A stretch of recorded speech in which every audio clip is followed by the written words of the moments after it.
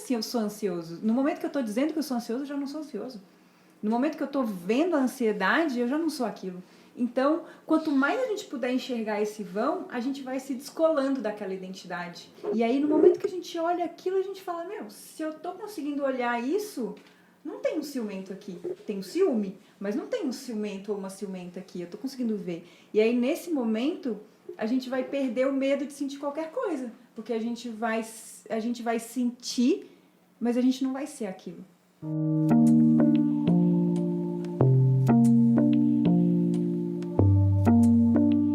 Seres de todos os reinos, sejam bem-vindos à nova edição do podcast Coemergência. A gente prometeu que estaria de volta em 15 dias, se assim a impermanência permitisse, assim ela permitiu, cá estamos novamente. Hoje a gente veio para conversar com duas queridas amigas, vamos falar sobre as emoções, mas antes disso a gente queria dar alguns recadinhos e falar um pouco sobre a repercussão da estreia do programa, que deixou a gente bem animado, bastante gente acompanhou e veio contar pra gente que gostou do programa, dos temas, do entrevistado. Inclusive a repercussão foi bem maior do que a gente imaginou, essa coisa de atrair milhões de seguidores no Instagram, virar trending topic do Twitter e estampar a capa das principais publicações internacionais. A gente não esperava tudo isso logo no primeiro episódio, então tá sendo uma surpresa, tá tudo indo muito além das nossas expectativas. Mas a gente está administrando bem o orgulho, não é um sucesso fulminante como esse ou montanhas de dinheiro como estão chegando aqui em casa o tempo inteiro. Nada disso vai atrapalhar o andamento do programa e as nossas relações aqui, a nossa relação com vocês. Nada vai impedir que o programa siga mantendo sua raiz, ok? Outra coisa é assim, entre os feedbacks que a gente recebeu, algumas pessoas estranharam o fato de ter de dedicar mais de 1 hora para ouvir uma entrevista. Acharam muito longo e aí a gente queria fazer uma defesa dessa escolha também. Muita gente ainda não está acostumada com esse formato de podcast. A gente também não estava até pouco tempo atrás. Mas é bem comum que alguns deles durem até mais do que esse nosso primeiro programa, que durou mais ou menos 1h15. Algumas pessoas reclamaram que não dava tempo de ouvir tudo de uma vez e aí fica difícil de localizar o ponto onde elas pararam quando for ouvir de novo. Só que tem uma solução bem simples para isso, né? Tem vários aplicativos especializados em podcast que você pode baixar no seu smartphone e utilizar como um agregador de podcast. É só ir lá e procurar por podcast, você vai encontrar vários agregadores. E aí lá você procura Coemergência, segue, e esses agregadores geralmente têm players que são totalmente dedicados ao podcast, então eles já estão prontos para isso. Então se você está escutando e pausa, na hora que você volta para escutar outra vez, aquilo já está no ponto onde você parou e aí você pode seguir tranquilamente. Alguns players também permitem que você faça anotações, então tem muita opção por aí. Se você ouvir no Spotify ou no iTunes, a mesma coisa, você consegue parar e voltar no ponto onde você estava, eles fazem esse trabalho para você. E também para mostrar como a gente não vai se render a esse tipo de crítica que já começou a chegar, mal começou o programa de hoje vai ser ainda maior do que foi o passado. Tá ok? O papo rendeu muito, mas agora falando sério, eu garanto que vale o investimento do seu tempo. A gente valoriza demais o recurso da sua atenção. A gente acredita que esse é um dos bens mais preciosos que possuímos, então a gente pede esse voto de confiança. Pode confiar que realmente está valendo a pena. Hoje o papo é sobre as emoções e, modéstia à parte, a gente acertou nas convidadas. Elas duas se formaram no ano passado como professoras do Cultivando o Equilíbrio Emocional. É um programa internacional que trabalha as emoções unindo as perspectivas psicológica do mundo ocidental e a contemplativa, que tem sua origem nas tradições do Oriente. Elas estão morando em São Paulo e, com base nesse programa, elas estão oferecendo um curso atrás do outro para ajudar as pessoas a entrarem em contato com seus mundos internos e aprenderem a lidar melhor com as emoções. Um breve currículo das duas, para além desse trabalho com esse programa, o CIB. As nossas convidadas são a Isabela Ianelli, que é pedagoga, trabalha como professora de educação infantil, facilitadora da comunidade online O Lugar, também é atriz, dubladora e uma excelente imitadora. Você pode procurar essas imitações no Instagram, que vira e mexe aparece uma. E a nossa outra convidada é a Natália Roberto, que também é empresária, trabalhou um tempão no mercado da moda, em empresas grandes, startups, e é sócia fundadora da Kind, uma empresa que ajuda as mulheres a cultivar mais liberdade. Apresentações feitas, bora conversar. Bom, pessoal, começando então, e hoje apresentando a nossa mesa aqui, estamos numa manhã de quarta-feira. Eu sou Daniel Cunha, ao meu lado está Alisson Granja, o mergulhador de Quinrim, de Maceió. Alisson, bom dia. Bom dia. Tá aí. Do lado de Alisson, na mesa, está Marcos Teles, o garrincha repaginado de Petrópolis. Bom dia. Aí vai confundir. Fala Bom dia. Aí, esse é o Marcos. Pessoal, na primeira edição reclamou que algumas pessoas não conseguiram identificar as vozes, então a gente está fazendo esse ritual aqui para apresentar. Ao lado de Marcos está Kaline Vieira, treinadora existencial dos Seres Perdidos, de João Pessoa. Bom dia. Bom dia, Kaline. Também temos conosco hoje um ilustre visitante, Mário Rodrigues, o bruxo dos espaços criativos de Recife. Alô, galera. E temos a ilustre presença de duas queridas amigas, rainhas das emoções, com quem a gente vai conversar hoje, Isabela Ianelli e Natália Roberto. Sejam muito bem-vindas a essa maravilhosa, espaçosa e aconchegante lavanderia. Obrigada. Obrigada, bom dia. Bom dia. Mulheres, vamos começar falando sobre o assunto principal que a gente chamou vocês aqui para conversar.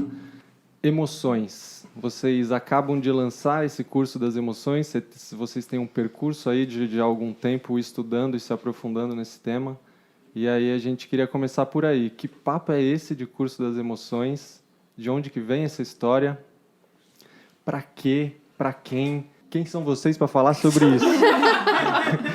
Bom dia. Quem são vocês? Bom dia. Eu acho que tem uma coisa que a gente está investigando esse negócio em primeira pessoa. Então, a gente vem, né, durante alguns breves anos, assim, investigando esse negócio chamado mente, assim, que é uma coisa que ilumina tudo que está à nossa volta e isso inclui as nossas emoções. Então, acho que boa parte da nossa motivação para criar um curso online que fala sobre isso é poder trazer mais gente para perto dessa investigação que a gente hoje acha que talvez seja a coisa mais importante das nossas vidas, assim, investigar esse negócio que é a mente que ilumina tudo ao nosso redor e que ilumina especialmente as nossas emoções, as nossas aflições mentais. Então, é um pouco assim, acho que o porquê surge de querer trazer mais gente para perto, assim, desse... acho que, assim, de uma certa forma, está todo mundo querendo ir para o mesmo lugar, está todo mundo querendo ser um pouco mais feliz, está todo mundo querendo sofrer menos, está todo mundo querendo ser menos levados pelas emoções, está todo mundo querendo saber lidar um pouco melhor com isso. Então, por que não a gente não juntar mais e mais pessoas para irmos juntos, assim? Então, a ideia é, quando a gente vai para o online, a gente quebra uma fronteira de espaço físico, a gente quebra uma fronteira de ter que estar em algum lugar, né, de poder oferecer isso só para as pessoas de São Paulo, por exemplo. Então, a motivação foi essa, assim, poder chegar em quem tiver, onde estiver, e poder fazer isso junto. Então, que a gente possa fazer isso em rede e com continuidade, porque sozinho é muito difícil. E aí a gente fala disso porque a gente, além de estar investigando isso em primeira pessoa, a gente também fez uma formação que né, a gente não fala a gente não fala sobre isso da nossa cabeça, assim, a gente não está tirando isso porque a gente viveu uma experiência maravilhosa e a gente quer que as pessoas vivam isso também. Então, existem muitos outros professores falando sobre isso, existem muitos mestres falando sobre isso, e o que a gente está fazendo é estudar isso, para poder transformar isso, trazer isso de uma maneira simples e de uma maneira didática e de uma maneira que possa chegar nas pessoas. E acho que a Bela pode contar onde é que a gente foi estudar isso, né? Em que fonte que a gente foi beber, assim. A gente bebeu dessa fonte que é um curso Cultivando Equilíbrio Emocional. que foi pensado pelo Dalai Lama e foi quem fez, né? Foi o professor Alan Wallace, de Práticas Contemplativas, e o psicólogo Paul Ekman, que é um grande psicólogo do nosso tempo. É a pessoa por trás da obra Divertidamente, da série Lie to Me, né? Todas essas obras que falam de emoções universais estão relacionadas ao trabalho do Paul Ekman, que foi muito importante para a gente pensar as emoções, né? Para esse curso pensar as emoções e para as pessoas que estão falando hoje em dia.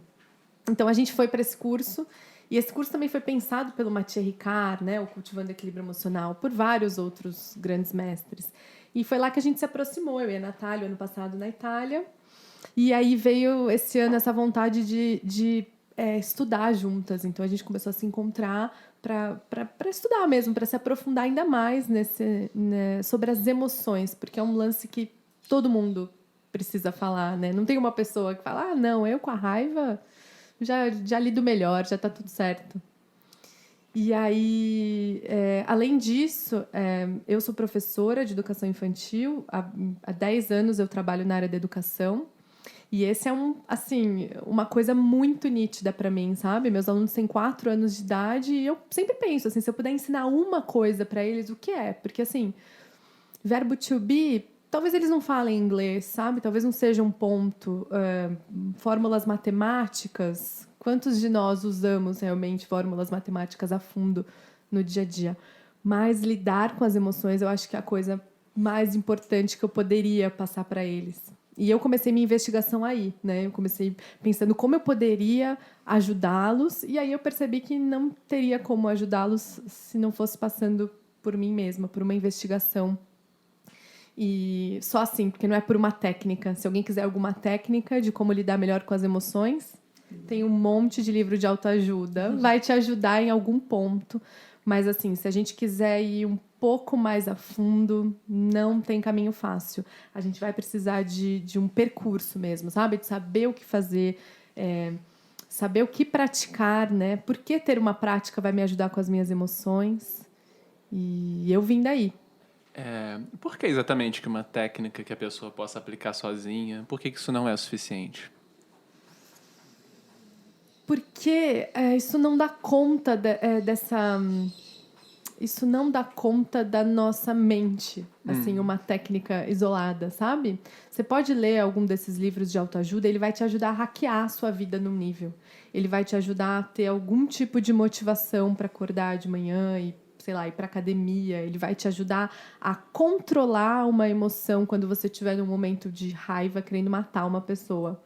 Mas ele não é sustentável a longo tempo. Uma técnica específica, ela não se sustenta.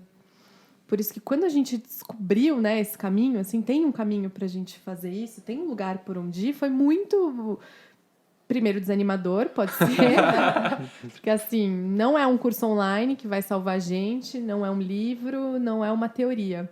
Apesar da gente querer muito, né, porque nós somos super teóricos, assim, não é uma teoria. Mas também é uma abertura, assim, porque tem um jeito, sabe? A gente não está investigando, mas tem um jeito da gente fazer isso, tem um jeito da gente ter uma estabilidade maior, da gente ter um maior relaxamento, da gente saber lidar melhor com as emoções e que não seja uma coisa pontual, uma coisa que eu consigo aplicar aqui, mas aqui não. Eu preciso controlar os fatores externos para conseguir viver. Não, tem um jeito da gente ter esse espaço de quietude em meio ao caos.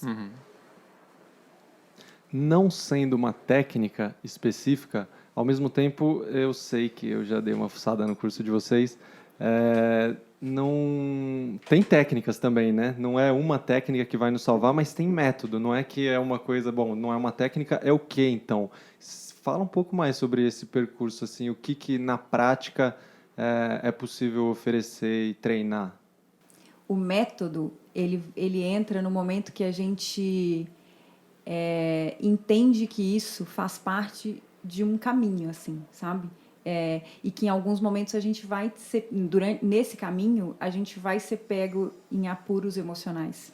Então, esses recursos vão ser muito úteis nos momentos que nós formos pegos, porque vão ter momentos que a gente vai ser atravessado por uma emoção. Isso faz parte da nossa vida, assim.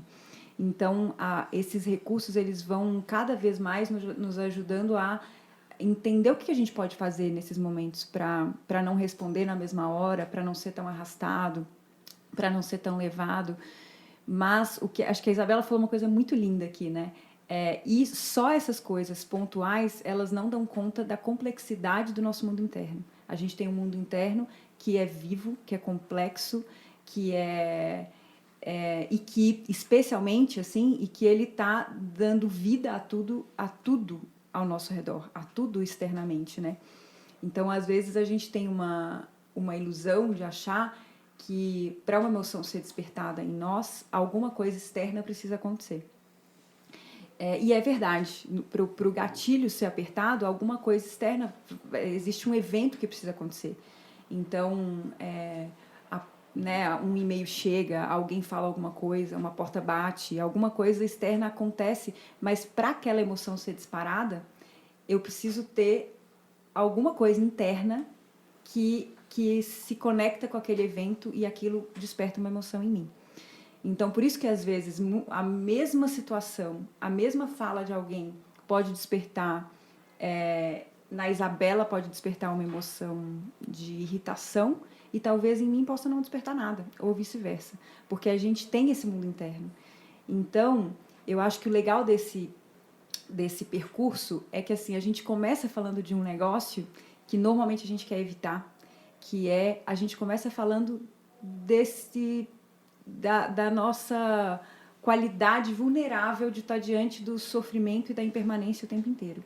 E quando a gente está diante disso, não adianta a gente ter só recursos na mão, assim, porque isso vai atravessar a gente. Então, quando a gente começa olhando para isso, ao mesmo tempo que a gente descobre que o sofrimento existe e que a impermanência existe, a gente também descobre que existe um caminho para além do sofrimento. Então, se ele existe, deve existir uma saída. E se deve existir uma saída, alguém já deve ter percorrido isso. Alguém já deve ter encontrado essa saída. Então, se alguém já encontrou essa saída, por que não a gente começar a investigar isso e descobrir? E aí a gente vai saber para onde a gente está indo. Então, no momento que a gente sabe para onde a gente está indo, existe um caminho que é longo, assim, que apesar de ser simples, ele é difícil, não é fácil, porque a gente não está acostumado a percorrer isso. Mas nesse caminho que é longo, se a gente sabe para onde a gente está indo, é claro que a gente vai poder usar de recursos no meio desse caminho, porque a gente tem um lugar, a gente sabe, a gente não está tão perdido mais. Então, no momento que a gente não está mais perdido, a gente vai continuar sendo a gente vai continuar sendo arrastado às vezes, a gente vai continuar às vezes tendo ações que a gente não gostaria de ter tido. Então, a gente vai usar desses recursos para ajudar a gente a não se perder tanto, assim, para ajudar a gente a continuar indo para esse lugar que é um lugar de mais bem-estar, assim, de mais felicidade, de mais paz, de mais quietude. Então, se a gente sabe que esse lugar existe, a gente tem uma trilha principal para caminhar, mas a gente vai usando dos recursos que a gente puder encontrar, que estiverem à nossa disposição, assim. Tem um lance também que, por exemplo, né, a gente pensou o nosso percurso em 15 aulas, então sempre tem uma prática no cotidiano e uma prática formal, né, uma meditação guiada. E, assim, de certa forma, a gente pode até olhar para essa prática no cotidiano como uma técnica mesmo, não é? Um jeitinho de você hackear a sua vida. Mas não vai ser só para resolver, sabe? Vai ser assim para a gente abrir a visão. Então, por exemplo, a nossa primeira prática no cotidiano é observar o sofrimento. E, assim, observar o sofrimento é difícil pra caramba, né? Porque é você não sair quando aquilo dói para você, sabe? Quando você vê uma pessoa na rua pedindo dinheiro, ou quando uma amiga sua vem te contar uma história, não tentar resolver. E usar também desse sofrimento como motivação, que eu faça esse curso das emoções, que eu comece a olhar para recursos, como lidar melhor com as minhas emoções, não só por mim mesma, mas porque, meu Deus, tem um monte de gente querendo minha ajuda, né? Tá cheio de gente precisando da minha ajuda. Então, de certa forma, a gente pode até entender como técnicas, mas não vai ser só para resolver uma coisinha. A gente tem as práticas no cotidiano para abrir o nosso olhar, sabe? Pra gente... Tem uma que é assim, qual trocinho te desestabiliza? Porque às vezes...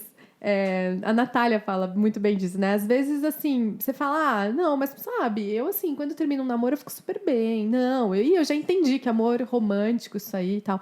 Mas, às vezes, assim, perder o seu emprego é ficar sem chão, sabe? Você já parou pra pensar o que, de fato, se acontecer na minha vida, vai ser um lance, assim, tipo, e agora? O que eu faço? Né? Será que é o namoro? Será que é, sei lá, a sua ideia de família feliz? Será que é o seu emprego? Será que é, sei lá, perder um poder, um status que talvez você tenha? Não é? Qual trocinho desestabiliza vocês? Eu acho que o meu trocinho que desestabiliza é relacionamento. Eu acho que se eu tô em relacionamento, assim, no geral, amigo, família... Eu acho que esse é o lance, assim. E eu tenho bastante disso, sabe, Marcos? Eu tenho o lance, assim, do tipo... não, eu tô completamente tranquila quando eu trabalho. Imagina. Não, assim, eu já entendi que não é a base, não é a minha identidade o meu trabalho. Então, tranquila quanto a isso. Mas o meu trocinho, acho que é não ser legal, sabe? Não ser amada. Eu acho que o meu trocinho no trabalho pega, assim. Quando eu tenho uma... Eu valorizo muito ter um refúgio forte no trabalho, assim. Então, acho que quando isso começa a desestabilizar, me desestabiliza também. Só de olhar para o trocinho, contemplar o trocinho, ajuda a gente a liberar, a soltar? Isso é assim que funciona? Como que é isso? Acho que é uma investigação, né? Você já começou. Se você está olhando para o seu trocinho, você já começou a investigar a sua própria mente. Você já começou num trabalho de olhar para a impermanência. Assim, e aí? Talvez esse relacionamento não dure para sempre. Talvez eu não seja legalzona mesmo. A galera não vai gostar de mim para sempre. Então, acho que é um caminho, sabe? E é abrir os olhos, assim, para o cotidiano. Eu acho que com o trocinho e com as emoções, assim... A gente tem uma outra ilusão, assim, que é achar que a gente precisa afastar essas coisas da nossa vida para a nossa vida ficar boa. Então, às vezes, a gente vai ter aquela pessoa que aperta o nosso botão de raiva. Às vezes, a gente vai ter aquela pessoa que aperta o nosso botão de tristeza. Às vezes, a gente vai achar esse trocinho que desestabiliza a gente e a gente vai querer deixar aquilo sempre estável para a gente não se desestabilizar. Até o momento que a gente entender que é impossível a gente controlar essas coisas. É impossível. Por mais que a gente conseguisse controlar todas essas coisas, a gente ainda tem um negócio que é a mente, que pensa. E que dispara trocinhos na gente também. Então, eu acho que o que a gente convida as pessoas, né, e o que a gente tem... não só no curso das emoções, mas assim, o nosso convite, assim, um pouco da nossa motivação... tem a ver com isso, assim, com a gente não... Como é que a gente olha para as coisas e não tem medo das coisas? Então, eu acho que para a gente também começar a falar sobre emoções, a gente vai ter que desistir um pouco de controlar, né? É muito legal, porque em quase todos os cursos nossos que começam, assim, no primeiro dia a gente pergunta para as pessoas, assim, o que te traz aqui? Qual é a sua motivação? E aí muitas vezes aparece assim, eu preciso controlar as minhas emoções. Então, para a gente... o melhor caminho para a gente começar a lidar melhor com as nossas emoções é desistir de controlar. E tem uma palavra muito bonita e mágica nesse processo, que é a consciência. Então, quanto mais a gente tem consciência dos trocinhos que nos desestabilizam, quanto mais a gente tem consciência das nossas emoções, do que a gente sente, como é que a raiva chega na gente, como é que o ciúme chega na gente, como é que a inveja chega na gente. E ao invés de cortar a conexão com essas coisas, né, por exemplo, uma emoção que é super mal vista, desprezo, e a gente achar que a gente não sente aquilo, quanto mais a gente puder ver que a gente sente, e como que a gente sente, e como que a nossa mente opera quando a gente sente isso, como são as nossas ações a partir de uma emoção dessa, por exemplo, mais a gente tem chance de lidar melhor com ela. Então, o lidar melhor com o trocinho que desestabiliza ou com as emoções, ele não vai passar por a gente cortar a conexão com essas coisas. Não vai passar por isso. vai passar por quanto mais lucidez a gente tiver de nós mesmos, de como é que a gente está, que ponto que a gente está, mais a gente vai poder entender como é que a gente faz para lidar melhor com isso, assim. Então, o nosso convite é isso da consciência, assim, a gente não vai querer cortar conexão com nada, a gente não vai querer chegar mais rápido, até porque não tem um grande lugar para chegar, a gente vai querer olhar. E quando a gente olha, uma transformação é possível, assim, uma transcendência é possível. A partir do momento que a gente olha, que a gente começa a não negar, aí é possível porque a gente está vendo, a gente fazer escolhas mais lúcidas. Não, e detalhe, né? Fazer isso olhando para um grupo que está fazendo o mesmo, né? Então, olhando para quem está no mesmo barco. Por isso que a gente pensou também nesse curso online, assim, e as pessoas poderem se encontrar em vídeo e olhar para a cara uma das outras, porque se eu começo a olhar para os trocinhos que me desestabilizam, eu posso ficar muito perdida em mim mesma, sabe? Achar, ai, meu Deus, eu sou horrível. E começar a teorizar e psicologizar as coisas e buscar traumas e tal. Mas a partir do momento que a gente olha para os outros e está todo mundo no mesmo barco que a gente, dá assim, uma sensação de, bom, o que a gente vai fazer então, né? E agora, daqui para onde a gente vai? Tá todo mundo assim? Então tá tudo bem comigo. Eu não sou tão esquisita assim. Tá todo mundo nessa. E eu acho que isso de estar todo mundo junto tira uma coisa que dificulta muito o processo, que é o romantismo. Então, a partir do momento que a gente olha para esse processo como um processo romântico, que a gente olha, por exemplo, para a prática de meditação como uma coisa romântica que vai acalmar a nossa mente, aí vai ficar muito difícil, porque vão ter vezes que a nossa mente não vai estar calma. Então, às vezes a gente vai estar praticando há um bom tempo e a gente vai se deparar com uma mente perturbada, com uma mente confusa. E aí a gente vai falar, putz, não está adiantando de nada? Não é isso. A prática não é romântica e a prática não tem a ver com a gente sempre fala isso, né? Que cultivar esse equilíbrio emocional não tem a ver com a gente se tornar calmo e paciente. Não tem a ver com isso. Tem a ver, assim, com como é que a gente vai conseguir poder fazer escolhas mais sábias de não ser tão levado. Tem a ver com o caminho do meio, que é um caminho que vai para além de suprimir e para além de expressar a qualquer medida e atirando para tudo que é lado e magoando a nós mesmos e aos outros, assim. Então, esse processo de todo mundo poder fazer junto, vai chegar um momento, assim, que vai estar todo mundo meio esquisito nesse processo. Vão ter momentos que a gente vai olhar e falar, putz, eu não estou conseguindo fazer essa prática. E aí a gente vai ver que não é só a gente, que tem mais um monte de gente que tá sentindo as mesmas coisas, está passando pelas mesmas coisas. E aí a gente vai vendo que o caminho é isso. O caminho não é ficar calmo, ficar paciente, ter uma mente extremamente... muitas vezes a gente vai se deparar com uma mente quieta, com uma mente mais calma e vai ser uma delícia. Mas que a gente possa não se apegar a isso, porque o caminho não é isso. O caminho é quanto mais a gente olha, mais a gente vai poder se liberar dessas coisas, assim. Então, tirar o romantismo é super importante para que a gente possa também seguir, assim. Porque vão ter momentos que não vão ser românticos. O Maciej Ricard, um monge filósofo, ele diz assim, ninguém espera nascer sabendo tocar piano. Então, por que a gente espera que compaixão, altruísmo, estabilidade, atenção, concentração sejam valores assim, ai, nossa, é atento, é compassivo, é altruísta? E assim, eu trago isso muito da minha vivência em escola, sabe? Como professora, a gente tem que fazer relatório de aluno. A gente tem que escrever coisas do tipo, é inseguro ou é ansioso. A gente precisa falar coisas assim que não contemplam, gente. O que a gente está fazendo para mudar isso, né?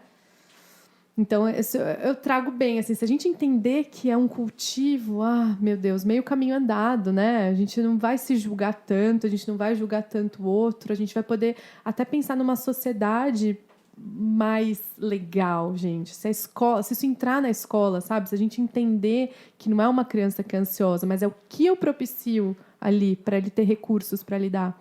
Eu não tive nenhum recurso para lidar com as emoções. Assim, até, gente, recentemente. Até bem recentemente. Tive episódios ridículos, assim. Ainda tenho alguns, mas... Todos nós, né? Ainda tenho, mas dou uma respirada na maioria. Mas se a gente conseguir, sabe? Nossa, olhar que é um cultivo, gente, tá tudo bem com a gente, com os outros. E aí a gente segue um caminho. Natália, qual é a emoção que mais te pega? Tristeza. Tristeza? Do filme Divertidamente você é a tristeza? E você, Isabela? Eu do filme sou a nojinha, com certeza. Vocês estão levando muito a sério aquela coisa do papo só de vocês. Eu queria fazer uma pergunta para vocês, para deixar claro do que a gente está falando. O que seriam as emoções? E a gente poderia dizer que elas existem por alguma função? Teria alguma função em elas existirem? Bom, acho que eu e a Natália, a gente já falou sobre isso algumas vezes entre nós, que quando a gente se deparou com uma pessoa perguntando pra gente o que é emoção, que foi a Ivy Ekman, né, durante esse curso, deu assim uma, uau, mas o que é uma emoção? Eu sei o que é uma emoção em mim, mas o que exatamente é uma emoção? E a definição do Paul Ekman, né, que é um processo de avaliação automática. Então, a emoção é um lance que, primeiro, não dá para controlar. Por isso que não vai dar para controlar. Se alguém está pensando em fazer algum curso, ler algum livro para controlar as emoções, não dá. Controlar a emoção se chama suprimir, ter uma repressão e virar uma panela de pressão, porque você explode. E tem pesquisas, assim, James Gross pesquisando e dizendo assim que a supressão é muito pior do que a expressão, inclusive, de observar a sua emoção e agir olhando para isso. Então é isso, né? A emoção é um processo de avaliação automático. Começa a pensar, assim, quando você sentiu tristeza, quando você sentiu desespero, sabe? Nas emoções que já te tomaram, como isso veio, assim. Você não parou e falou, bom, agora é um momento, devido a todas essas circunstâncias, agora é o momento de eu me sentir triste, né? Não é, por isso que não vai passar por um controle. Ela é automática. E a função da emoção, isso está muito claro para a ciência, que é mostrar que alguma coisa importante para o nosso bem-estar está acontecendo. Então, no caso da tristeza, eu me sinto triste. Por que né, o Paul Ekman estudou muito isso? Por que a tristeza tem uma cara, né? Você lembra do gatinho de botas do Shrek? Ou da tristeza do filme Divertidamente? Tem essa coisa assim de falta de tônus, né? As costas arqueiam, cai o ombro, cai o olho, cai a boca. Porque a tristeza, a função social da tristeza, por exemplo, é pedir acolhimento. É uma função que não está acontecendo muito em sociedade. Mas a função é pedir um acolhimento. E aí a raiva tem outra cara. A raiva, sua cabeça vai para frente. Por que as pessoas ficam vermelhas com raiva? Porque o sangue vai para as extremidades, para ação. Sua cabeça vai para agir. A raiva quer mostrar que algum obstáculo aconteceu e você precisa tirar isso da sua frente. Então, só que aí começa, né, as coisas que às vezes a emoção não vai ser muito esperta com a gente, porque às vezes você está andando no seu quarto e bate o dedinho na quina da sua cama, né? Às vezes você sente raiva. Já aconteceu isso, você derruba o copo e você sente raiva, mas foi você que derrubou, porque é um obstáculo. Ainda assim, a coisa se colocou como um obstáculo para você, e aí a sua expressão, né, a sua emoção foi de raiva. Então, isso o Paul Ekman diz, que a emoção a gente não devia querer controlar ou tirar. Ela é muito importante. Ela faz avaliação automática para a gente sair de perigo, para a gente tirar o carro. Quando um carro está vindo na nossa direção e a gente tem esse reflexo de tirar o nosso carro dali, sabe, de jogar o carro para o outro lado, é automático. Isso salva a nossa vida. Mas, em outras circunstâncias, isso pode ser super difícil, porque nossos medos são aprendidos, porque a gente está numa cultura de medo, que acredita nas coisas muito como permanentes. Então, a gente está com uma base meio instável ali para a gente olhar para as nossas emoções. Individualiza muito. A nossa cultura faz isso, né? Individualiza. Parece que o problema da raiva é seu. Não é que a raiva é igual para todo mundo. E a raiva é igual para todo mundo. Assim, todo mundo vai ter um momento de raiva. Isso vai agir no corpo de uma maneira dolorosa para todos nós. Eu acho que tem uma coisa nessa pergunta que você fez, né? Que quais são as funções, qual é a função das emoções, que tem isso, assim, ela está dizendo coisas sobre nós, sobre o nosso mundo interno, né?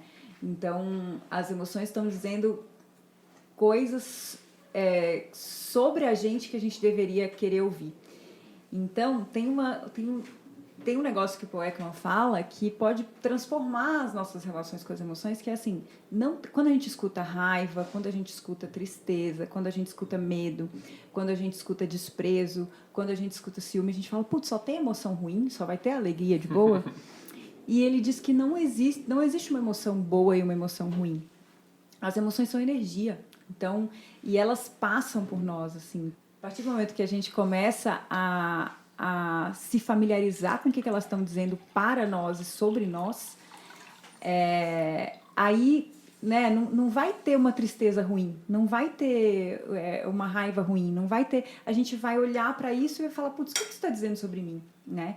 Então, o que eu posso aprender sobre o meu mundo interno, porque existe uma raiva aqui dentro. Se eu disparei uma emoção de raiva no episódio de raiva, é porque existe uma raiva aqui dentro. A Ivy Ekman falou isso no vídeo do Lugar. É a minha raiva, não é uma raiva que alguém despertou em mim. Eu tenho isso dentro de mim. Então é melhor que eu comece a me relacionar com isso e a entender o que isso está dizendo sobre mim, sobre a minha base de dados, sobre o que eu aprendi sobre raiva, né? Então, quanto mais a gente puder tirar a emoção desse lugar positivo e negativo, mais chance a gente tem de não agir de forma destrutiva a partir de uma emoção. Conectando um pouco com essa pergunta dele, pelo que vocês estão respondendo, parece que a emoção tem uma conexão muito grande com a identidade que a pessoa assume, com como ela se vê. Porque, por exemplo, vocês falaram de como... É coisinho o termo? Trocinho. Trocinho. De uma pessoa vai ser o trabalho, de outra pessoa vai ser a relação, etc.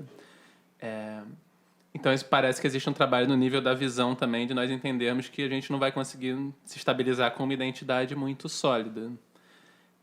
Então, parte do caminho seria relativizar isso um pouco, relaxar esses referenciais. E como viver sem uma identidade sólida, sem precisar É muito chegar a legal uma isso que coisa? você está falando, porque quando você perguntou, quando a Bela perguntou, né, qual é a emoção que mais me pega, eu perguntei para ela, e aí eu falei tristeza, você arregala o olho, né? Porque a tristeza, primeiro, não é uma emoção muito bem vista, né? A gente não pode, a Isabela falou isso no nosso curso presencial, a gente não pode ser triste, a gente não tem esse espaço na sociedade, mas a gente não precisa ser triste, né? A gente pode a gente pode experienciar a tristeza e eu acho que esse é o grande essa é a grande lucidez que a gente precisa se convidar, assim, né? A gente muito rapidamente diz, eu sou ansiosa, eu sou ansioso, eu sou triste, eu sou... ou a gente faz isso com o outro também, a gente aponta o outro, fulano é triste, fulano é... Frustrado. Fulano é... E aí, quando a gente pega, por exemplo, cada emoção tem uma função bonita, assim.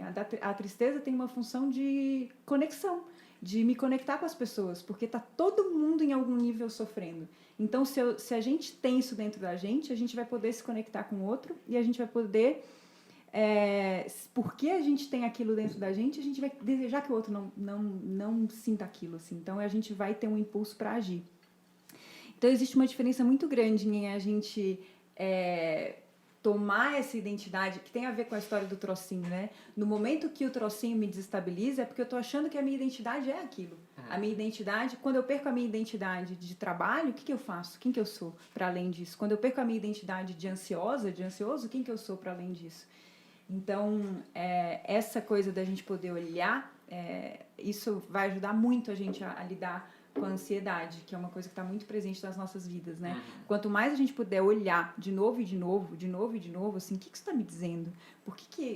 Como assim eu sou ansioso? No momento que eu estou dizendo que eu sou ansioso, eu já não sou ansioso. No momento que eu estou vendo a ansiedade, eu já não sou aquilo. Então, quanto mais a gente puder desenvolver esse vão entre nós e a emoção, quanto mais a gente puder... é uma coisa muito sutil, assim, é um pequeno vão que descola a gente da emoção. E aí a gente vai poder sentir tudo. A gente vai poder sentir raiva, a gente vai poder sentir tristeza, a gente vai poder sentir alegria, a gente acha que a alegria é só coisa boa. E às vezes a gente está tomado por uma emoção de alegria e a gente faz besteiras tomado por uma emoção de alegria, né? A gente fala, vou em tal lugar, a gente marca um negócio que a gente não quer nem ir, porque naquele momento a gente está tomado por uma emoção de alegria. Então, quanto mais a gente puder enxergar esse vão, a gente vai se descolando daquela identidade. Que às vezes a gente cresceu achando que a gente né? Às vezes a gente cresce achando que a gente é ciumento, por exemplo. E aí, no momento que a gente olha aquilo, a gente fala, se eu tô conseguindo olhar isso, não tem um ciumento aqui. Tem um ciúme, mas não tem um ciumento ou uma ciumenta aqui. Eu tô conseguindo ver. E aí, nesse momento, a gente vai perder o medo de sentir qualquer coisa. Porque a gente vai sentir, mas a gente não vai ser aquilo. Eu tenho um negócio que eu falei que a minha emoção, se eu olhar o divertidamente, é nojo, né?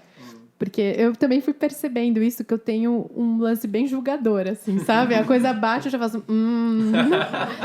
Mas aí quando você olha isso com acolhimento e fala, nossa, olha, eu caindo nessa tendência de novo. Ah, olha lá, né? Aí é legal, assim, que você dá um espacinho, fala, eu não preciso ir para esse lugar.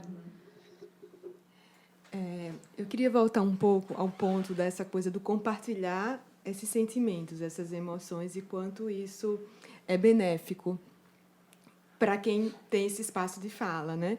E eu acho que a gente colocou no Insta, pedindo para as pessoas falarem um pouco o que é que elas estão sentindo, e a gente viu que as coisas são muito parecidas, as emoções são muito parecidas, as pessoas relatam que sentem mais ou menos a mesma coisa. Eu acho que o medo foi dos pontos que foram colocados lá. Teve uma pessoa que falou que a euforia, eu acho, que é uma coisa que pega, né? Que é isso que você falou. A alegria também pode ser alguma coisa que, dependendo do contexto, de como eu lido com essa alegria, ela pode produzir coisas boas ou não boas, né? E daí eu queria pensar um pouco, assim, como a gente pode, de repente, ter mais abertura e coragem para falar para o outro o que é que a gente está sentindo, porque é como se a gente tivesse uma sensação... Eu tenho uma sensação, e já ouvi outras pessoas falando sobre isso, que há uma certa vergonha, um certo medo, um certo receio de expressar que eu estou sentindo determinada coisa, muitas vezes por esse receio de ser julgado, né?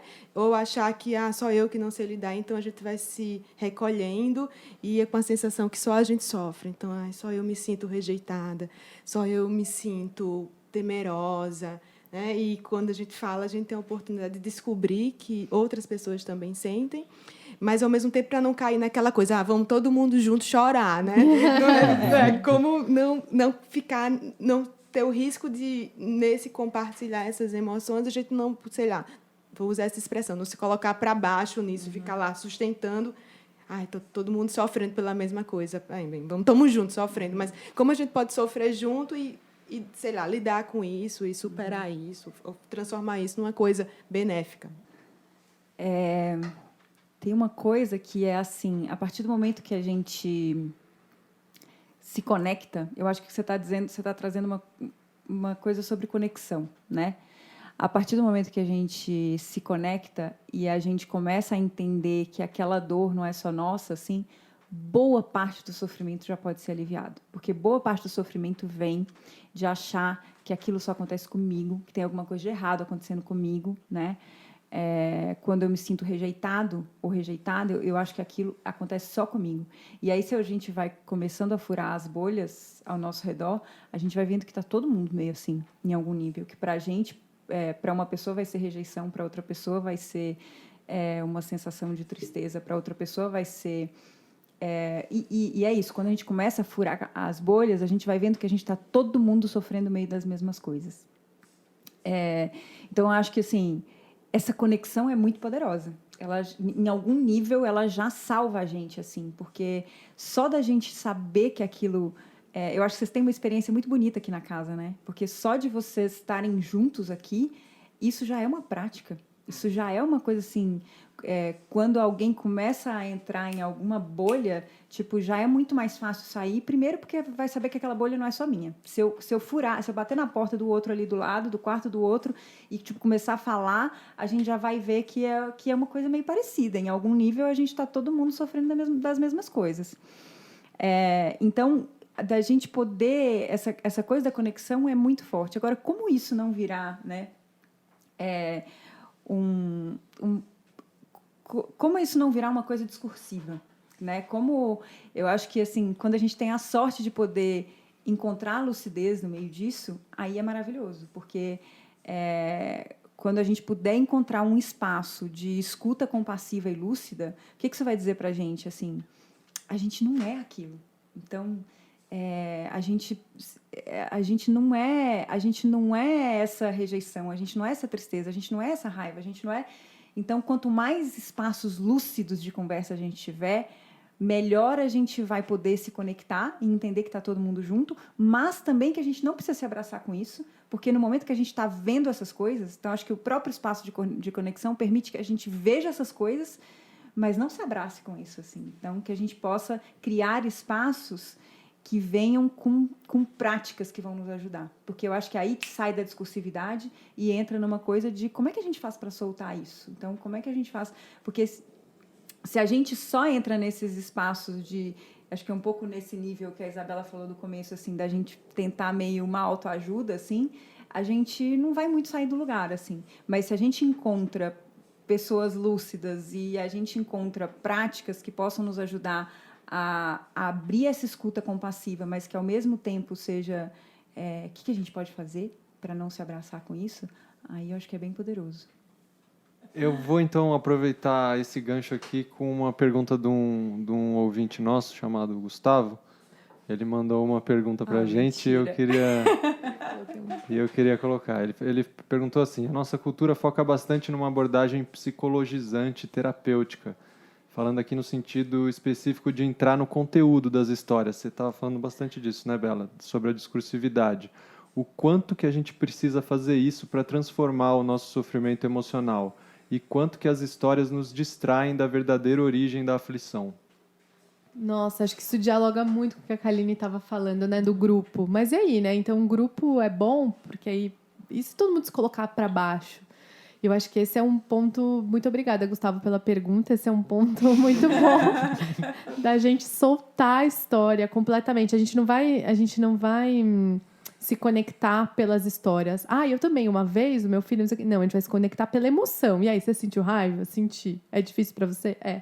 Para mim, bate mais a tristeza? É. Então, a gente vai nisso daí, não nas nossas histórias, porque as histórias é sem fim. Aí você vai entrar numa terapia mesmo, vai ter que ter um contato 1 a 1, porque a gente não vai dar conta de ter isso, nós não somos psicólogas. Então, eu acho que essa é a riqueza desse lugar que a gente está propondo, assim, sabe? Da gente se conectar pela emoção, não tanto pela história, e de soltar a discursividade, voltar para essa base de relaxamento, para daí a gente cultivar uma estabilidade, daí a gente cultivar um coração muito maior, com vivacidade, com bondade, e ter uma ação muito mais benéfica no mundo. A gente tende a achar que a gente precisa entender as coisas para resolver as coisas, né? Primeiro, a gente tende a achar que a gente precisa resolver as coisas, que a gente quer resolver as coisas e que as coisas são resolvíveis. E aí, no momento que a gente vai tentar resolver as coisas, e aí quando a gente começar a falar sobre emoções, a gente entende, né? A gente quer entender. E aí a gente começa uma discussão teórica e a gente se conecta por essa discussão teórica. E aí a gente fala, putz, eu também estou sentindo isso também está acontecendo comigo, isso também está acontecendo comigo. E aí a gente vai descobrir um negócio no meio disso que é assim, qualquer discussão teórica nesse processo, quando a gente dá um curso, quando a gente senta aqui para fazer um podcast, quando a gente traz conceitos aqui, nesse contexto, o conceito ele só vai ajudar a gente a entender por que a gente precisa praticar. E praticar vai ajudar a gente a soltar as histórias. Não é contando as histórias que vai ajudar a gente a soltar as histórias. Então, a gente vai querer se reunir para que esse espaço de prática possa ser sustentável no longo prazo.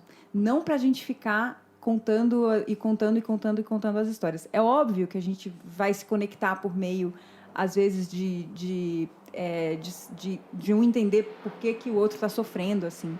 E isso vai passar, às vezes, por a gente ter que conversar. Mas aí a gente vai ter que, em algum momento, olhar e falar assim, beleza, então como é que a gente vai... Porque, assim, a gente está tentando contar histórias há muito tempo e isso não está levando a gente a lugar nenhum, né? Então, como é que a gente vai ultrapassar isso de contar as histórias e melhorar as nossas vidas? E melhorar assim, e olhar para um negócio que a gente precisa olhar, que é assim, que mente que está contando essas histórias? Então, quando a gente senta para esse lugar de conversa, é quase que assim, para a gente entender que, ferrou, a gente precisa praticar, entendeu? A gente vai ter que fazer isso, uma hora ou outra a gente vai ter que fazer isso. Então, que seja agora, que seja o quanto antes. E aí é bom que quando a gente entenda que a gente precisa fazer isso, a gente busque uma referência confiável para fazer isso. E a gente siga, porque é uma coisa que vai tomar uma boa parte do nosso tempo. Então, é bom que a gente possa fazer isso sabendo o que a gente está fazendo. E aí, sim, a gente vai poder soltar essa discursividade, soltar as histórias. E aí, nesse processo, a gente enxerga que nós não somos essas histórias. Que nós não somos nem esses contadores de histórias. E aí, a gente vai cultivando essas 3 palavras mágicas que a gente fala bastante nesse processo todo, que é estabilidade, sabedoria e compaixão. E aí, quando essas coisas quando essa prática começa a florescer nas nossas vidas, as histórias vão se dissolvendo naturalmente, assim. É um processo natural. A gente vive uma época onde as pessoas estão muito desnorteadas, né? Sem saber que caminho seguir, né? Diante de tantas opções. Então, a minha pergunta é, na dúvida, siga o seu coração? E aí, Natália? Na dúvida, busque alguém que esteja mais estável que você, que esteja demonstrando compaixão, que esteja caminhando lúcido, e pergunte para essa pessoa o que ela está fazendo. Não siga o seu coração. Não siga, não. Quantas besteiras as pessoas já fizeram, né? Tentando seguir o coração. Não é para seguir o que sente, não. Por isso que o curso das emoções, né? Para a gente não agir a partir delas. A gente observar nossos comportamentos, a gente pensar com uma base, assim, numa felicidade genuína, quem eu quero ser nessa ação, mas não siga seu coração. Não é para seguir o que sente. E qual a diferença entre não siga o coração e não ouça o coração? Eu acho que quanto mais a gente olhar para esse mundo interno, quanto mais a gente se disponibilizar para uma prática de estabilidade, para uma prática de sabedoria, para uma prática de compaixão, mais a gente vai saber ouvir os nossos corações sem ser levado por vontades e desejos externos de coisas que estão dizendo para a gente que a gente tem que ser ou tem que fazer. Então, eu acho que ouvir o coração pode ser muito bonito, mas para a gente ouvir, a gente vai precisar de um pouco de silêncio. Isso aí. Em vários momentos aqui, a gente tocou na questão de que, em todas as nossas dificuldades, o corpo ele sempre é um fator bem importante. E até o fato de que as nossas emoções, como elas são automatismos, elas geralmente tendem a vir de uma questão do corpo e da própria energia, né? E aí eu me pergunto, assim, em que nível essa coisa do entendimento das emoções está relacionado ao entendimento do corpo e de que maneira a prática com o corpo pode nos ajudar a lidar com esse processo das emoções em si e a se familiarizar mais com elas. Eu acho que a gente tem a cultura do fazer, né? Fazer coisas com o corpo. E o que a gente mais vai propor é voltar para esse corpo, mas num estado de relaxamento. Então, sem fazer coisas. É claro que fazer coisas vai ser primordial para a gente conseguir viver, sabe? Se você conseguir canalizar essa raiva para uma corrida, se você canalizar esse fogo para um exercício físico e isso te fizer bem, ótimo, porque você está ali procurando um caminho. Mas a nossa base vai ser o relaxamento. Então, a nossa base vai ser aprender a relaxar sem nenhum artifício, porque relaxar com massagem é maravilhoso, relaxar com vinho é muito bom, relaxar com os amigos é bem legal, numa rede, lendo um livro, mas a gente vai falar desse relaxamento que não precisa de condições externas para acontecer. Então, a gente vai deitar em Shavasana e vai soltar o corpo. E a gente vai fazer disso uma prática, soltar o corpo. E aí, o que acontece? Eu sou levado pelos pensamentos. Solta o corpo, volta para o corpo, volta para a sensação do chão. E aí, depois de 10 minutos de prática, eu percebo que o meu dedinho está super tenso para cima. Não é? Porque é uma prática mesmo. Vai ser um treino da gente voltar para o corpo, o relaxamento. Então, eu acho que essa é uma grande riqueza também, né? Da gente falar de voltar para o corpo numa cultura que faz tantas coisas para relaxar e faz tantas coisas para o corpo se sentir bem e, sei lá, para ser um corpo adequado. Não, voltar para o corpo nesse momento e aprender a relaxar ali, sem condições externas. A gente queria mostrar para vocês 2 áudios a gente fez essa pergunta no Instagram e as pessoas mandaram algumas coisas para a gente. Queria mostrar 2 áudios, um da Débora e um da Nayara, que estão falando basicamente sobre medo, aí que vocês falem um pouco sobre isso depois para a gente, respondam para elas estão ansiosas e desesperadas para ouvir. Vamos lá. Então, acho que a minha maior dificuldade é lidar com a ansiedade. E a primeira coisa que me vem na cabeça é que quando me falam ou eu me vejo, eu sou uma pessoa ansiosa, você é uma pessoa ansiosa, eu penso, pô, mas quem não é, né?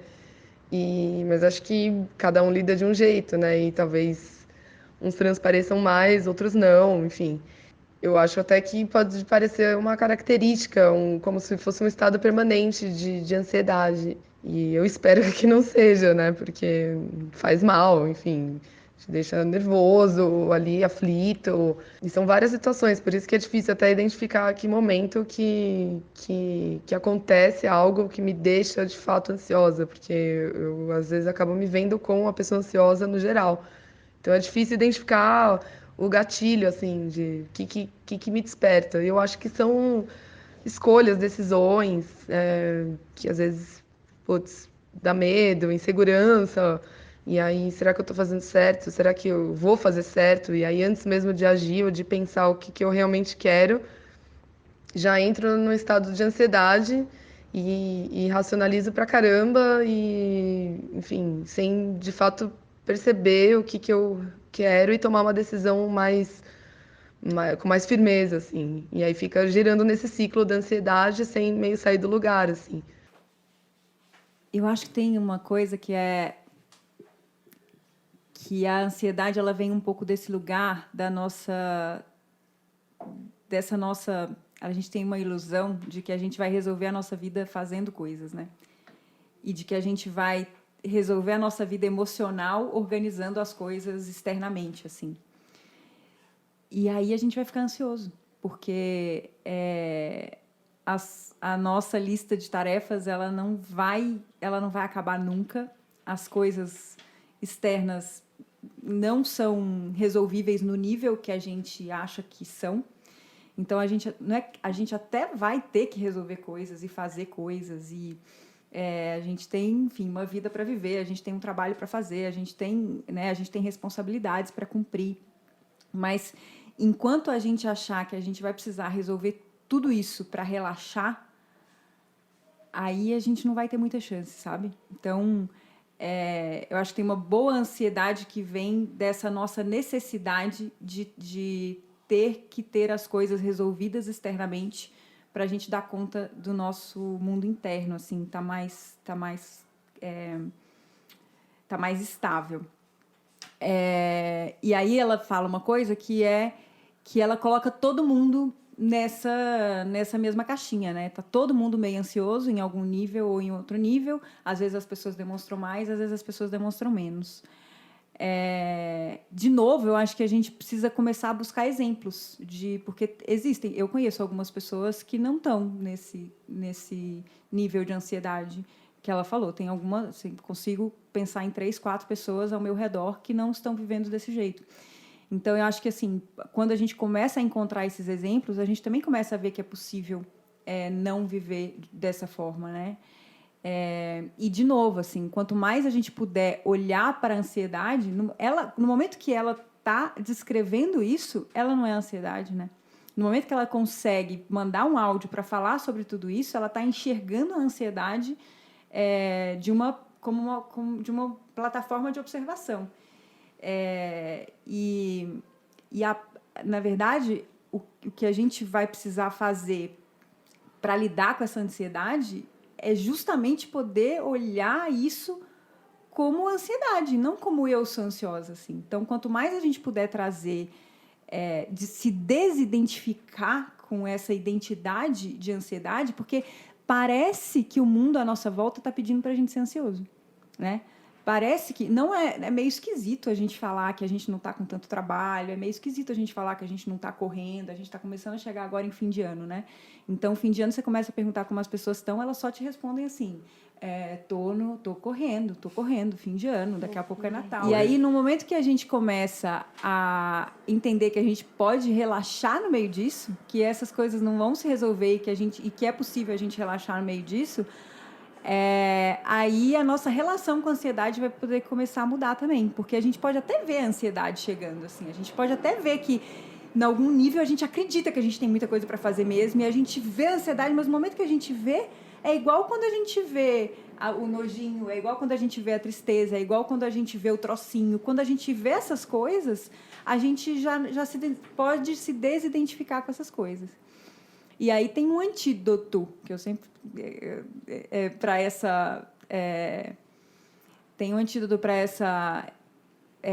para a gente poder lidar melhor com isso, que é relaxar, assim. A gente vai precisar relaxar para não caminhar tão ansioso, assim, porque é isso. Quando a gente começa a perceber que isso não faz bem para a gente, que a gente não está feliz quando a gente está ansioso, aí a gente vai começar a se perguntar o que dá para fazer. Daí é um lance, né? Super cruel. A pessoa fala, eu tô ansiosa. A gente fala, relaxa. Ih, relaxa, né? Super cruel. Porque, então, acho que a primeira coisa que ela pode fazer, como ela chama Débora? A primeira coisa que a Débora pode fazer é olhar ao redor dela e não ver a ansiedade como brotando dela, sabe? Dá uma olhada, assim, como é que tá a sua vida. Como é o seu trabalho, como é o seu dia a dia, quantas coisas você tem para fazer. Isso já tira também uma carga. Cara, não é você exatamente. As coisas ao redor estão malucas. A gente está na dependência de muitos fatores, de pagar o boleto, de cair o dinheiro, de fazer o curso, de A gente tem várias coisas ao redor. Então, assim, pode parecer cruel a gente falar relaxa, mas é que tem prática para isso. E não ensinaram na escola. Então, quando a gente fala assim, relaxa, parece cruel. E vai tomar um drink. Mas não, tem prática para a gente fazer. Dá para a gente fazer. E além do antídoto de relaxar, a gente, no curso, relacionou a ansiedade, né? A ansiedade, ela brota desse medo de ter que dar conta do mundo, com uma prática de autocompaixão. Essa mesma que a Kaline disse que adora. Porque tem disso, de olhar ao seu redor. Gente, calma, você está precisando de um acolhimento. Não é você, e você precisa se dar um abraço agora. E daí a gente vai para o relaxamento. Vamos ouvir também a pergunta, o relato da Nayara, que mandou para a gente sobre medo. Olá, seres de todos os reinos. É um prazer estar aqui com vocês e poder dividir um pouquinho sobre uma emoção que eu descobri recentemente que domina várias das minhas ações, que é o medo. Eu saí de um trabalho que me fazia mal por N motivos e principalmente porque eu só conseguia olhar de maneira estreita para os acontecimentos, o que me causava dor. A questão eu não sabia lidar com o que estava acontecendo e natural seria sair dali, né? Fugir da dor. Mas eu não conseguia, porque eu tinha medo da reprovação da minha família, eu tinha medo do que as pessoas iam dizer, medo de não alcançar o ideal de sucesso profissional que eu imaginava, medo de ser uma fracassada, e eu pensava, como as pessoas vão amar uma pessoa fracassada? Tinha muito medo disso. A questão é que esse ambiente deixou de existir. Eu saí do trabalho e comecei a focar as minhas atividades em algo que eu considerava o meu propósito de vida. Era isso que eu precisaria, né, para ser feliz, enfim. Mas eu percebi que eu estava fazendo exatamente a mesma coisa. Meu objetivo era ter sucesso com aquilo, porque eu imaginava que era o que as pessoas esperavam de mim, por medo, de novo, de decepcionar, medo de não ser amada, medo de fracassar. Diante de tudo isso, eu gostaria de perguntar: como saber quando eu estou tomando algum caminho por medo de desagradar, por medo de não ser amada, e como lidar com esse medo de maneira consciente e madura, sem criar fugas? Tem uma frase da Pema Chodron sobre o medo, que é assim: considere-se com sorte a próxima vez que você encontrar o medo, porque é ali que a coragem entra. Acho que essa é uma coisa importante, né? Porque a gente acha que as pessoas corajosas são aquelas que não têm medo. Mas, na real, as pessoas corajosas são aquelas que lidam com o medo. Tem uma coisa assim, né? A Isabela já falou isso, que boa parte dos nossos medos são aprendidos, né? A gente tem medo de andar na rua sozinha à noite, a gente tem medo de, às vezes, porque de algum cenário, a gente tem medo de andar numa cidade X, porque na cidade X todo mundo diz que é muito perigoso. E o medo tem uma função muito importante nas nossas vidas, que é de proteger a gente. Assim, às vezes ele dá um sinal de que aquilo pode ser danoso para a gente. Então, tem o exemplo do carro do Paul Ekman, né, que às vezes você vai precisar frear, e o medo que vai te dizer isso para você deixar de causar um acidente e tal. E ele completa falando que, ao mesmo tempo que ele pode proteger a gente em muitas situações, ele também pode tornar as nossas vidas miseráveis se a gente começa a acreditar em medos que a gente não precisa acreditar. E aí, de novo, né, vem um ponto que o Marcos trouxe muito aqui, que é como é que a gente vai aprender a olhar o medo nos olhos. Assim, eu acho que isso tem a ver com lucidez. Tem a ver com como é que a gente vai poder trucar o medo quando a gente precisar trucar, né? Então, é uma dança, assim. A gente vai, em alguns momentos, a gente vai olhar para aquele medo e falar... E acho que aí essa frase maravilhosa que a Isabela trouxe é assim, putz, agora é a hora que eu tenho uma oportunidade para ter coragem, assim, e para enfrentar isso. E, em alguns momentos, a gente vai precisar olhar de novo para aquele medo, assim. Então, a prática para o medo, muitas vezes, além da autocompaixão, vai ser olhar de novo e olhar de novo. Porque, às vezes, ele está dizendo coisas para a gente para além da medida, assim, né? Para além do que a gente precisaria acreditar como sendo uma coisa que vai proteger a gente. Mas não é fácil. Eu acho que a mesma história de relaxar, assim, muito legal a gente falar para as pessoas, faz uma prática de compaixão, ou relaxa, ou solta o medo. Então, é assim, ó, a gente tem uma notícia muito boa e uma notícia difícil, que é a gente não vai conseguir lidar com as nossas emoções com respostas curtas. Não vai ter uma resposta curta para a pergunta da Nayara. Não vai ter uma resposta curta, não vai ter um caminho curto, infelizmente. Então, a gente vai ter, voltando à primeira pergunta, né, que vocês fizeram aqui, a gente vai ter recursos para, na hora que o bicho está pegando, o que a gente pode fazer, mas isso não vai melhorar a nossa vida emocional, o nosso sistema emocional como um todo.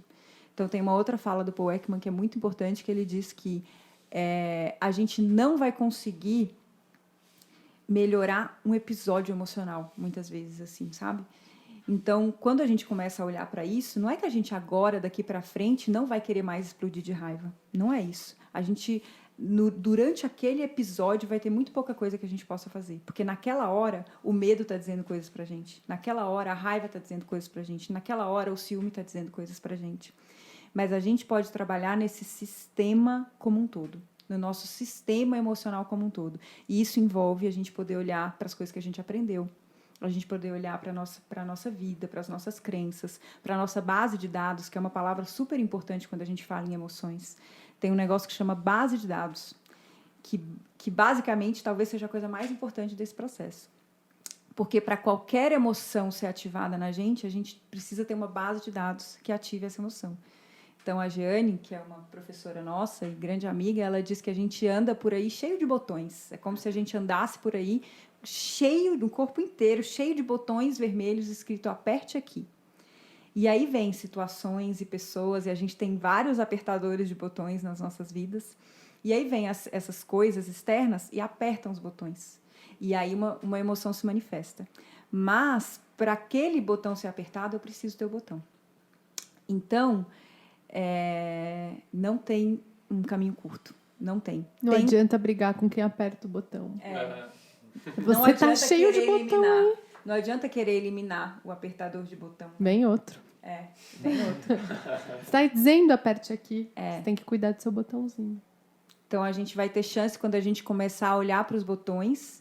E é claro que na hora do vamos ver, tem coisas que dá para fazer. Tem coisas que dá para fazer para deixar a nossa vida menos difícil naquele momento. Dá para a gente fazer uma prática de compaixão, dá para a gente ligar para um amigo, dá para a gente mudar de cenário, dá para a gente, tipo, na hora que a gente está explodindo de raiva, ir no supermercado e fazer outra coisa. Dá para a gente fazer um voto de não agir, né? No nosso SOS tem assim, ó, Um dos itens é não agir, fazer o voto de não agir naquele momento. Então, não terminar o namoro, não pedir demissão, não falar coisas que você sabe que aquele momento estão te brotando.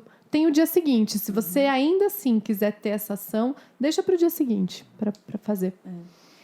Tudo isso vai ajudar muito a gente na hora que o bicho está pegando, assim, sabe? Na hora que a gente está olhando para o medo. Mas se a gente quiser melhorar a nossa vida emocional, a gente vai ter que trabalhar nesse sistema como um todo. E trabalhar nesse sistema como um todo é uma vida. A gente vai ter que olhar para isso como uma prática para a nossa vida, assim, porque não vai ter uma hora que a gente vai chegar. Mas quanto mais a gente olha isso como prática, quanto mais a gente caminha, mais a gente vai se conhecer e conhecer, né, conhecer como que a gente opera nesse processo. E aí teve uma fala muito bonita do Alan Wallace nesse último retiro que a gente foi, que é assim, aí o que vai acontecer quando a gente está praticando isso, né? A gente vai muitas vezes ferrar tudo, muitas vezes. E aí a gente vai olhar e falar, putz, mas eu estou falando sobre equilíbrio emocional, eu estou praticando, e aí eu explodo de raiva com essa pessoa, como pode? Só que agora a gente está vendo. E aí, como a gente está vendo, a gente tem uma chance de olhar para isso e pensar assim, eu não quero mais agir desse jeito. Isso não quer dizer que a gente não vai mais agir desse jeito. Isso quer dizer que a gente está brotando dentro da gente um voto de que a gente quer poder agir diferente de uma próxima vez. E aí, vez após vez, assim, episódio com episódio, não vai ser nunca mais. Vai ser assim, ó, no episódio por episódio, a gente vai percebendo que a gente está agindo de forma mais lúcida, um pouco mais lúcida, um pouco mais lúcida, um pouco mais lúcida. E isso vai melhorando a nossa vida emocional e as nossas relações ao nosso redor, assim, porque a gente também vai se tornando exemplo para as pessoas. E a gente também vai criando meios hábeis para ajudar as pessoas quando elas estiverem com episódios emocionais difíceis. E, especialmente, a gente vai também olhar para o outro como uma pessoa que também tem uma base de dados, que também tem botões, que também está sentindo coisas. Então, a gente também vai ser mais compassivo na hora de lidar com a emoção dos outros, assim. Então, é um processo. Se vocês puderem falar 3 minutinhos... Esse é um novo quadro. 3 minutos sobre ciúmes. 3 minutos sobre raiva. A gente queria ouvir de ciúmes e raiva, assim. Que as pessoas mandaram pra gente no Instagram que se atrapalham muito com essas emoções. O que dá pra fazer? A Marisa perguntou pra gente sobre ciúmes e sobre raiva. Quem falou com a gente foi a Jane, a Rafaela e a Cris. Ajudem-nas. É muito legal a gente poder investigar como é que o ciúme se manifesta para nós, né? Como é que ele aparece para nós, com que cara que ele aparece para nós. E por incrível que pareça, a gente vai achar que o ciúme tem a ver com o outro, né? Sempre a gente vai achar que o ciúme, para a gente sentir ciúme, tem um outro que está despertando ciúme na gente, assim. Tem outras 2 emoções que tem esse fundo também de que a gente vai depositar no outro a responsabilidade por sentir essas emoções. A gente até juntou essas emoções no vídeo do curso das emoções, que é desprezo, ciúme e inveja. E aí tem uma coisa em comum nessas emoções, que é um gatilho de insegurança, assim. Tem um lugar nosso, de uma falta nossa, que faz com que essa emoção seja despertada em nós. Então, o ciúme tem uma coisa de... é muito legal a gente poder observar como é que... Antes, a gente sempre... Né, as perguntas vieram assim, como é que eu lido com o ciúme? Então, a gente sempre vai querer lidar. A gente sempre vai querer uma receita para lidar. A gente sempre vai querer, assim, quando o ciúme chega, o que eu posso fazer para aquilo não me incomodar tanto? E a gente, poucas vezes, vai querer se familiarizar com isso, assim, sabe? Como é que eu fico quando eu sinto ciúme? Como é que o ciúme me pega? Como é que o ciúme me arrasta? O que eu sinto quando eu sinto ciúme? Como é que meu corpo sente quando eu sinto ciúme? Quanto mais a gente puder se familiarizar com isso, mais rápido a gente vai entender ciúme. Ciúme me atravessando, e agora é muito bom que eu possa não agir a partir disso. Então, acho que um ponto, né, que vai ajudar muito a gente é a gente entender que o ciúme tem muito pouco a ver com o outro e muito mais a ver com a gente. é muito mais fácil a gente dizer que alguém causou ciúme na gente do que a gente tem ciúme dentro da gente. Então, aí o ciúme ele vai nascer de um lugar de falta. Ele nasce de um lugar de insegurança. Assim. Ele nasce de um lugar especialmente de autocentramento, que é difícil da gente olhar.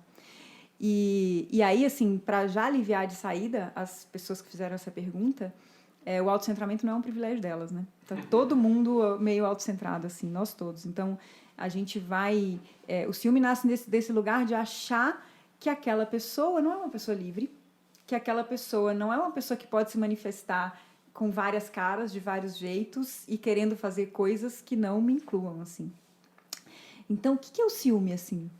Existe alguém ali vivendo alguma coisa que não me inclui diretamente, assim.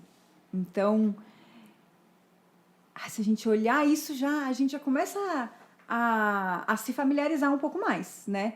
Porque a gente já chama de ciúme um negócio que meio que a gente sente de um jeito meio torto, a gente chama de ciúme, a gente quer afastar. Não, se a gente olha e fala assim, o que está acontecendo aqui mesmo? Está acontecendo que, assim, tem uma outra pessoa que é livre, que se manifesta do jeito que ela quer, na hora que ela quer, que pode ir embora na hora que ela quiser, que eu tô achando que ela não é livre, porque eu tô achando que ela precisa responder, ela precisa me fazer feliz. Então, tem uma outra pessoa ali e essa pessoa, às vezes, vai... E às vezes o ciúme vai vir de uma viagem que a pessoa vai fazer, às vezes o ciúme vai vir de um trabalho novo, às vezes o ciúme vai vir de alguma coisa que ela vai fazer que eu não vou fazer junto. E aí a melhor prática aqui, de novo, né, a mesma resposta que foi pro medo tem a ver, assim, a gente claro que vão ter coisas que a gente pode fazer para na hora melhorar a nossa relação com o ciúme, mas a gente vai ter que olhar para esse sistema como um todo. E a melhor prática aqui vai ser, primeiro, eu não preciso ter pressa de agir aqui. Não preciso, porque eu estou agindo a partir do ciúme. Então, eu sei que o ciúme está aqui, ele é um visitante, eu sei que ele está passando por mim, e aí a gente pode falar assim, nossa, é assim que eu me sinto quando eu sinto ciúme.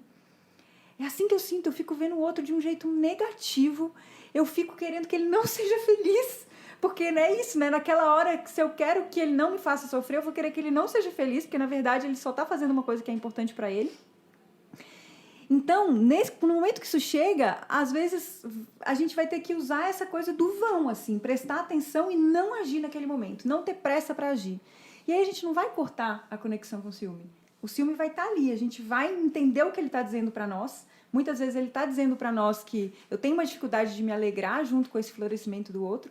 E aí, quando a gente enxerga tudo isso, vai ser possível até a gente fazer o voto assim, eu faço o voto de apoiar essa pessoa, mesmo que os movimentos dela não me incluam. Eu faço o voto de ajudar essa pessoa a florescer, mesmo que esses momentos não me incluam. E aí vai vir outra emoção junto. Vai vir medo, vai vir ansiedade, vai vir um monte de coisa, porque pode ser que a gente apoiar essa pessoa, mesmo que esse movimento não te inclua, afaste essa pessoa de nós. Mas pode ser que não. Pode ser que isso crie uma conexão ainda maior entre nós, assim. E aí tem uma coisa que é assim, o fato da gente não apoiar essa pessoa nesse movimento que não inclui a gente, não quer dizer que a gente vai deixar essa pessoa mais conectada a nós, assim, né?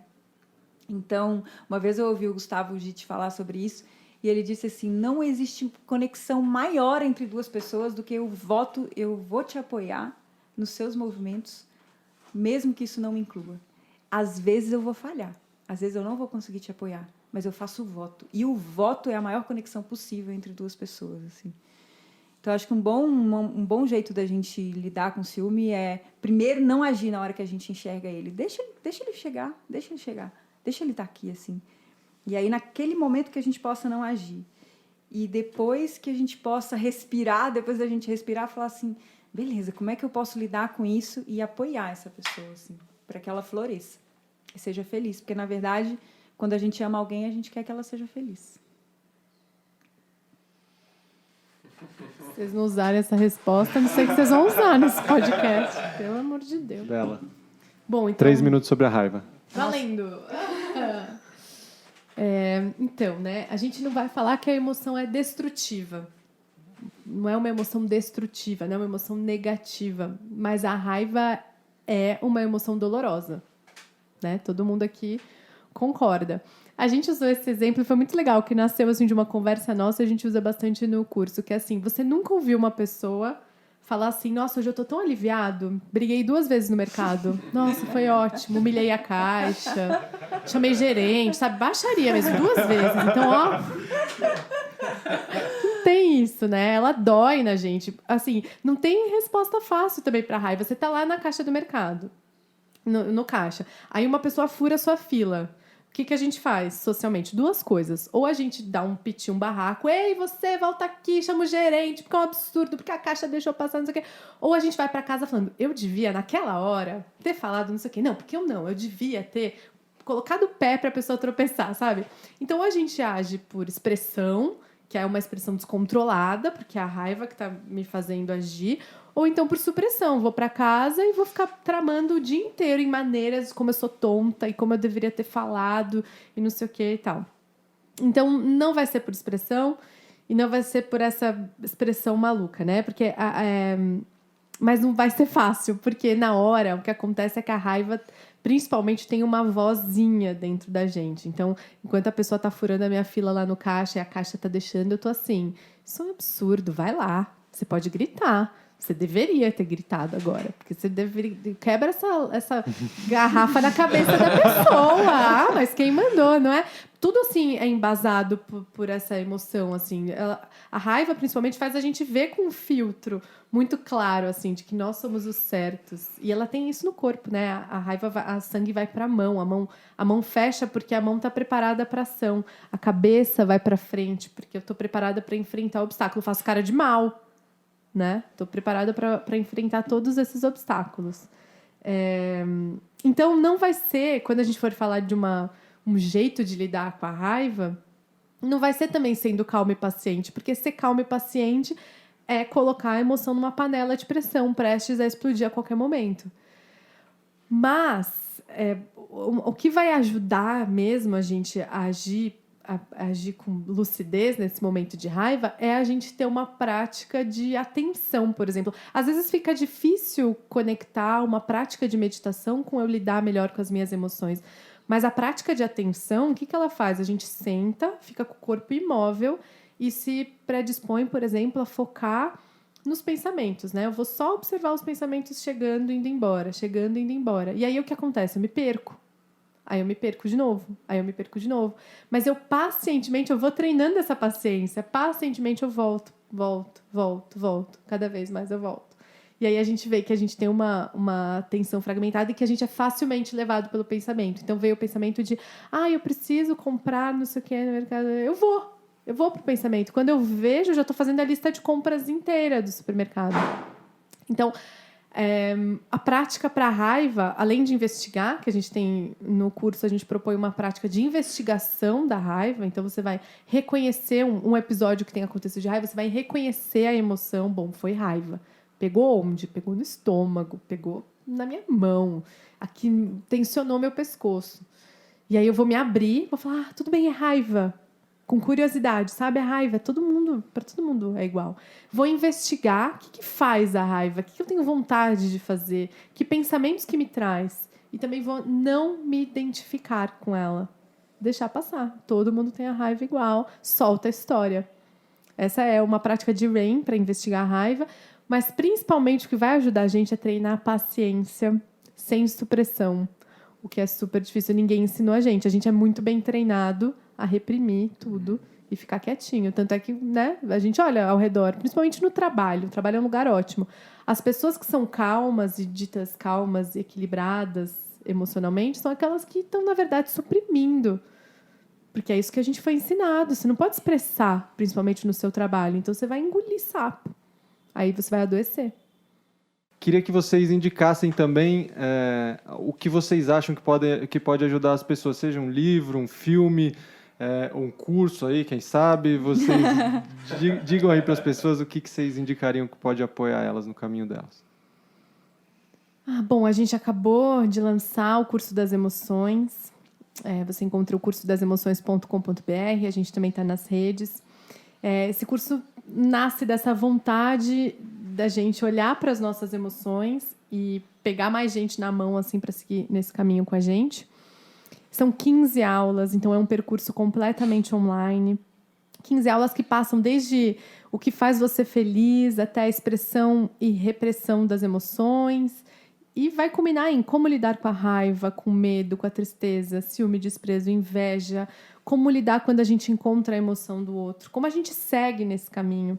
E dentro desse percurso, a gente tem 12 práticas guiadas de meditação para a gente começar a entrar em contato com esse caminho.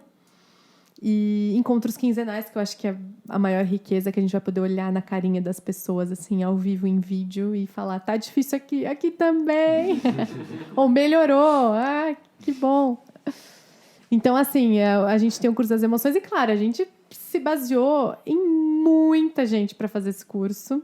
Acho que a gente pode fazer algumas recomendações, né, Nath? Acho que, assim, o livro que tocou bastante a gente se chama Resgate Emocional, do Dzogchen Ponlop Rinpoche. Foi, assim, um achado. A gente conseguiu ler antes da tradução, graças ao Vitor Barreto, da editora Luz da Letra, que mandou para a gente, confiou no nosso trabalho. E esse livro você acha online pela editora Luz da Letra. E, assim, é o método desse grande mestre da gente reconhecer o vão que há entre nós e as emoções. É um alívio.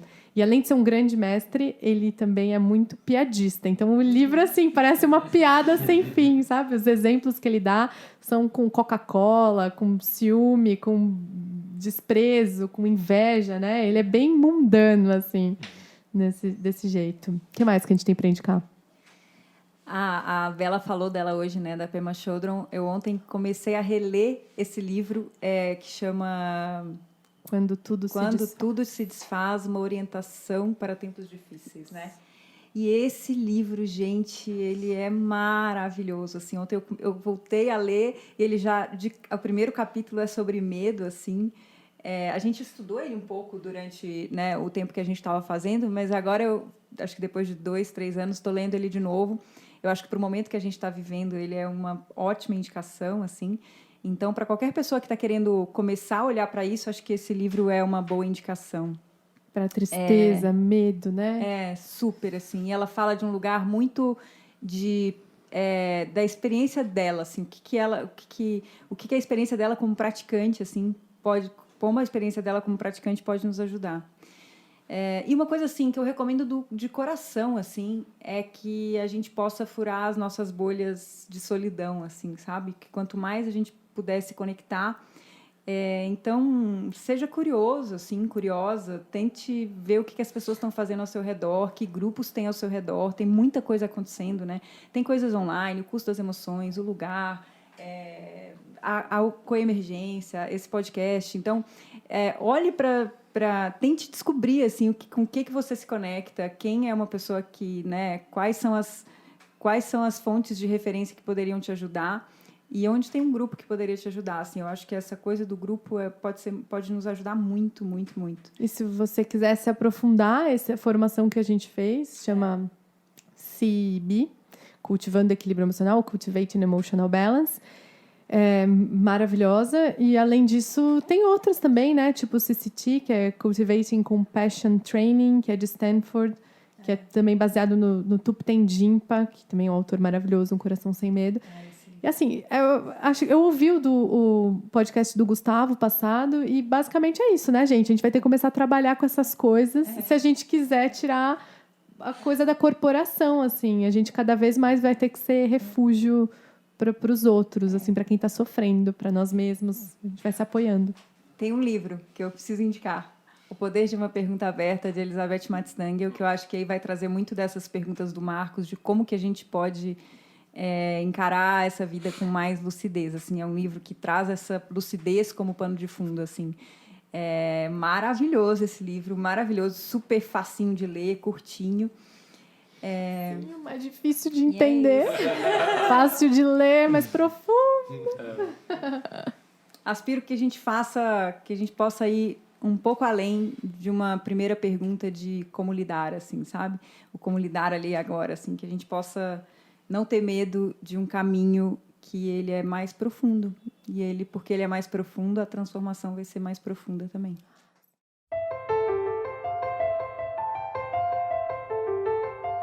A gente quer começar, a partir desse programa de hoje, uma nova sessão, um novo momento no Coemergência. E ele é inspirado na conversa que a gente teve com o Gustavo Gitti no primeiro programa, né? Em um momento ele citou um exemplo de como os jornalistas, quando vão conversar com os cientistas, perguntam para eles o que foi que eles descobriram durante o trabalho deles. E, por outro lado, quando eles vão conversar com contemplativos ou com pessoas ligadas à religião, eles perguntam no que você acredita.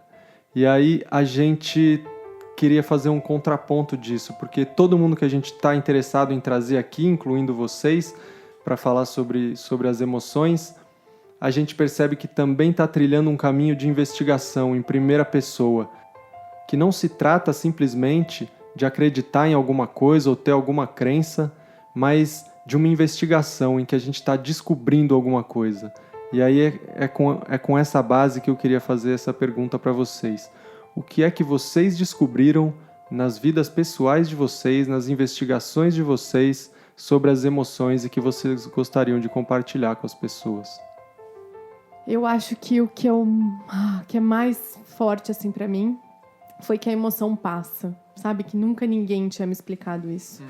Que não precisa agir na hora, não precisa tomar a decisão, ela vai passar. A boa, a emoção ruim, vai passar e tá tudo bem. Eu acho que isso foi assim, a maior descoberta, porque o Paul Ekman tem um protocolo que chama linha do tempo emocional. E nele ele faz você colocar isso numa linha do tempo e ver mesmo passando a emoção. Para mim isso foi uma descoberta. Eu falei, então tá tudo certo, gente. É só vai passar.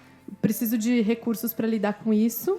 Vou procurar algumas práticas para cuidar dessa base de dados, que também o Paul Ekman que fala, né? Que essa base de dados é o que a gente carrega aqui dentro que vai fazer com que a pessoa aperte o botão. Então, assim, olha, isso mudou meu jeito realmente assim, de lidar com as emoções, de não ter essa ânsia, sabe? O Dzogchen Ponlop fala, Rinpoche, ele fala, como é que não... Eu vou olhar para isso, mas não vai ter correria nem tempo ruim. Então, assim, tá bom, tá chegando isso aqui, eu vou olhar, mas sem correria. Então, acho que isso mudou.